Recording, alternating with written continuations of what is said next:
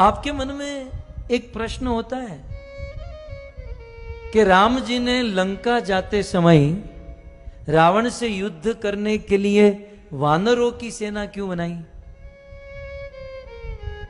कभी सोचा आपने? आपको कुछ हो रहा है विचार? पंचतत्व प्रभु कुछ मन में आ रहा है? मेरे मन में आ रहा है। इलेक्शन के रिजल्ट के बाद मुझे बहुत समझ में आ रहा है कि राम जी ने मनुष्य की सेना न बनाकर वानरों की सेना क्यों बनाई। 4 जून के रिजल्ट के बाद इतना समझ में आया कि राम जी ने अच्छा हुआ वानर की सेना बनाई, अच्छे से राम जी के साथ रहे, रावण के साथ युद्ध किए, विजय प्राप्त हुई। यदि मनुष्य की सेना लेकर राम जी गए होते ना, तो ये मनुष्य राम जी के साथ तो चलते, लंका भी पहुंच जाते, लेकिन लंका जाकर देखते हो रावण की लंका सोने की बनी है। ये सारे मनुष्य सोने की ईंट, सोने का हार उसी में रह जाते और राम जी अकेले हो जाते। यही बात नरेंद्र मोदी जी के साथ कल हुई है। सस्ता राशन चाहिए, सस्ता गेहूं चाहिए, सस्ता चावल चाहिए, उस थोड़े बहुत धन रुपये के प्रलोभन में एक साधु का साथ छोड़ दिया भारत के लोगों ने। कितना सुंदर आयोजन नरेंद्र भाई मोदी का था कि 400 से अधिक सीट आए तो आने वाले दिनों में निर्णय लेने में या परिवर्तन लाने में कठिनाई नहीं होगी। लेकिन हमारे अपने ही सनातन धर्मी हिंदू भाइयों ने, बड़े दुख का विषय है, मुस्लिम भाइयों ने 90% वोट किया और ये कहलाने वाले सनातन हिंदू धर्मी ने केवल 50-55% वोट किया। मैं आपके हाथ उंगली देखना नहीं चाहता हूं या दिखाना नहीं चाहता हूं कि हम कैसे हैं, लेकिन बड़ा दुख होता है कि हरि का एक लाल है। 70 साल के बाद कोई एक हिंदू सनातन धर्मी, सनातन धर्मों को आगे बढ़ाने वाला, भारत का नेतृत्व करने वाला, भारत को विश्व गुरु बनाने वाला एक आदमी आया और 10 साल काम करके एक मांग रखी थी कि अब की बार 400 पार, लेकिन 300 पार भी नहीं किए हैं। आधे लोगों ने वोट ही नहीं किया और जिन्होंने वोट किया वो प्रलोभन में फंस गए। मुफ्त का राशन मिलेगा, ये मिलेगा, वो मिलेगा। अरे राशन पानी तो भाग्य की बात होती है, यह दिन दूर नहीं। यदि जनसंख्या पर नियंत्रण नहीं किया गया तो विधर्म की संख्या बढ़ेगी और यह कथा कीर्तन करना भी कठिन हो जाएगा। रात को सोए होंगे, आपके गले काटकर लोग चले जाएंगे।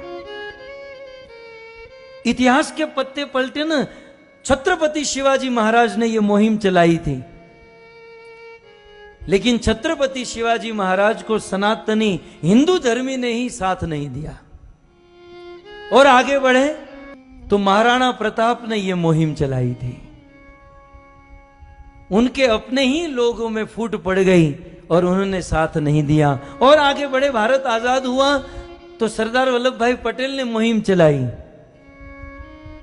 लेकिन उनको ही अपने ही लोगों ने साथ नहीं दिया।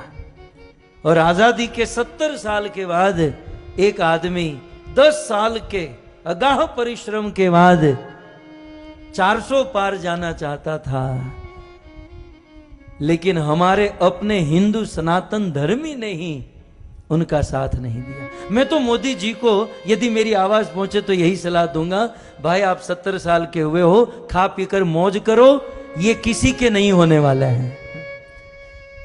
इनको गुलामी करने की आदत ही पड़ गई है। एक आदमी ने बहुत सुंदर लिखा कि ऐसा लग रहा था कि हिंदू जागा है।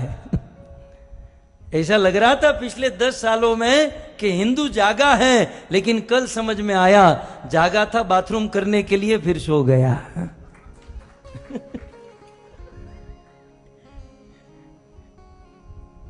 क्या हिंदू जागा है। यदि बहुमत होता तो भारत का दृश्य कुछ और होता। हम अपने आप को भारतीय मानते हैं ना, तो भारत का संविधान थोड़ा बहुत जानना चाहिए, भारत का गणतंत्र हमें समझना चाहिए, और हमें हमारी जिम्मेवारी समझकर काम करना चाहिए था। लेकिन अब क्या करें, ये प्रवचन यदि 2 महीने पहले किया होता तो अच्छा था। मैं भी अमेरिका से अभी अभी आया है? लेकिन हमें तो विश्वास था, पता नहीं ऐसा निकलेगा।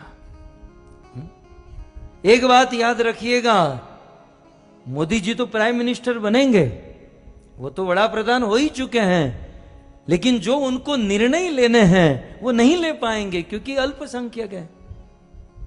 जो उनको क्रांति लानी वो नहीं कर पाएंगे। तो इस दौर से ये मोदी जी की हार नहीं है, ये हम हिंदुओं की सनातन धर्म की हार है, ये हम लोगों की हार है। और हम लोग वो छोटे छोटे प्रलोभन में हैं। मुफ्त का राशन मिलेगा, गैस का बाटला सस्ता हो जाएगा, तेल सस्ता हो जाएगा, હવે લઈ લો સસ્તું કરજો હવે તમે। धर्म के, इस सनातन धर्म के उजागर करने में एक बहुत बड़ी आश थी, एक बहुत बड़ा होप था। लेकिन नतीजे के बाद